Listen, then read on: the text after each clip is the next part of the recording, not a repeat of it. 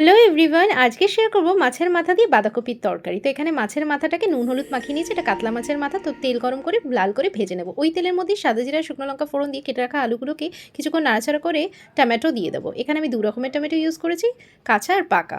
এখন এই শীতকালে কাঁচা টমেটো খেতে দারুণ লাগে। একটু নুনও অ্যাড করে দিলাম যাতে টমেটোগুলো গলে যায়। এখানে আদা জিরে কাঁচা লঙ্কা বাটা আর চেরা কাঁচা লঙ্কা আর মটরশুঁটিও অ্যাড করে দিলাম।